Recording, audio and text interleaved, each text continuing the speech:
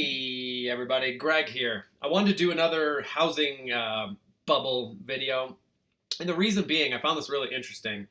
And you know what I mean. You can consider it anecdotal evidence, I guess, but it just prompted me to make this video. So, in the last month, I have now had my third Facebook friend, and I call them Facebook friends because I basically only interact with them on the internet through Facebook. But they live in Colorado, and three of them have now quit their jobs. You want to guess what they decided they're going to do, and they announced it on Facebook like it's some major thing. They're now going to become real estate agents. When I lived out in San Diego, I had friends doing that out there. It's almost like it's the get rich quick scheme. Like just everyone thinks housing is going to go up forever and prices will just keep going, and all you need to do is file some paperwork and become a real estate agent, and you can sell other people's things and then retire early, right? So the fact that I've had three in the last month, based on where we're at right now, is very telling to me. So this here, and I'm going to kind of drill down on this, but this is Zillow here. This is Westminster, Colorado, and feel free to do this in your own area. You know what I mean? You live in Broomfield, just type in Broomfield. You're going to see the exact same thing. Now, for those of you that aren't aware, Westminster's pretty suburbia. It's close to Denver. It's close to Boulder, two bigger cities, and it's fairly, I would say, like upper middle class, I guess. But these blue dots here are pre-foreclosures, and I've been watching these grow over the last couple weeks. And if we were in such a rosy recovery, you know, that our mainstream media and government keep touting over and over and over, which I don't know why they need to do that. If it really was a recovery, we would kind of just all know. They don't need to keep telling us ad nauseum. But these blue dots are pre-foreclosure. Now, that does not mean that they're in foreclosure, and they may not go to foreclosure, but that means they've been served some type of notice saying, hey, you're behind on your payments, and you're in danger of losing your house, right? So, again, if unemployment numbers were real, and I believe they're totally fake, and I could do an entire video on that if anyone's interested, you wouldn't have this, right?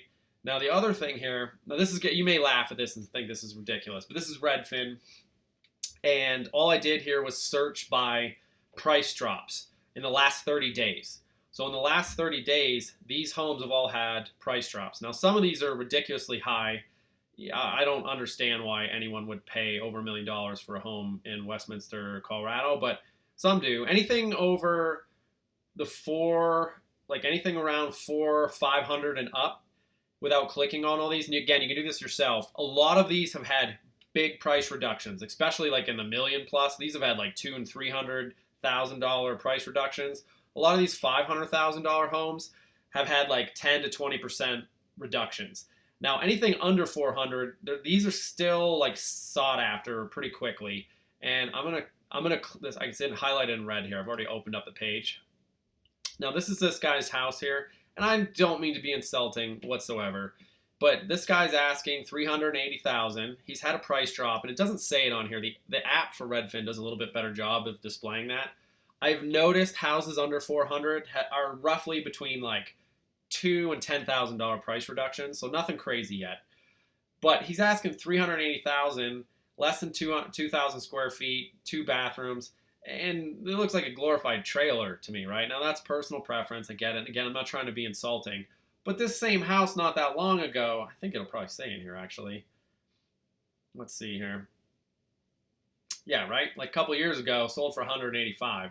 So, I mean, it's almost doubled, and all it's done is get older. It doesn't look like he's done a ton of work to it or anything. So, I don't know. It just seems absolutely ridiculous. And if you've watched my other videos where I went into a little bit more depth, you can kind of see what I'm talking about. Now, I want to go back into home builder stocks here and try not to check out at this because I think this is very important. And nobody that I'm aware of is talking about this.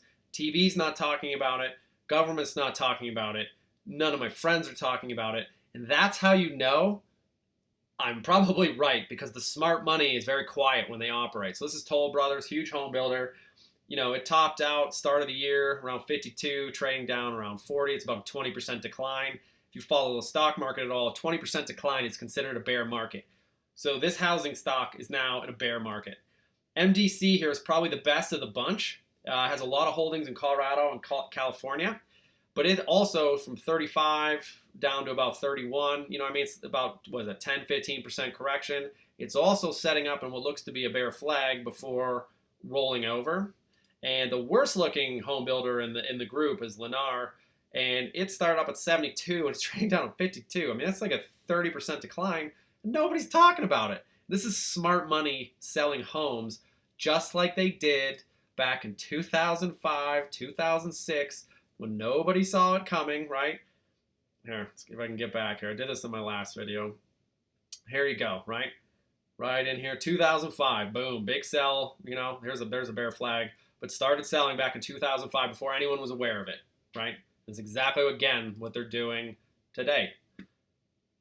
Now, and I said this in my last video too, but again, I'm in Westminster, Colorado, so as I showed you with this house, this thing was about $180,000. It's gone up $200,000, right? And incomes have not budged whatsoever. Westminster, Colorado here, median household income is about $65,000. Depending on where you look, you'll get a little bit different numbers, but going back to 2005, right, with $62,000 income, now it's up to $65,000. So it's gone up $3,000 with the cost of everything around us going up, like milk costs more, food costs more, energy costs more. That's getting eaten up in there, right? But housing is doubling, and nobody thinks that that's a problem. And housing in Colorado is now above what it was in the largest housing bubble ever. And the Fed, this is from the Federal Reserve. They always have more rosy numbers, but this is going back to 1999. This is the median household income in Colorado, right? About 70,000, and it's 70,000 still in 2000. This dating to 2016. So I don't know. You've got smart money selling. This thing, at the end of your 30 years, you might be paying close to $1 million for it, and incomes aren't moving. So, you know what I mean? Like, I've got friends and family who think I'm crazy the way I'm talking, but I guess we'll see. Only time will tell. The question I always ask people, if anyone's giving you shit about this, ask them why they think housing will keep going up. And the second question is, at what point does it become a bubble? Or should this home be valued at $2 million, $1 million, $500,000? Like what? There is a top, and when the top is hit, it'll roll over. These homes have been going up for 10 years straight. Very rarely do you ever see markets go up for 10 years straight without at least a 50% pullback. Now that doesn't mean that's gonna happen or has to happen, but there's got to be some type of pullback. If it doesn't happen, millennials are just completely effed. Like that, you know what I mean? Like if this house is $2 million, good luck being like an 18 or 20-year-old now and ever affording a home, unless you're going to shove like 10 millennials in this tiny little thing.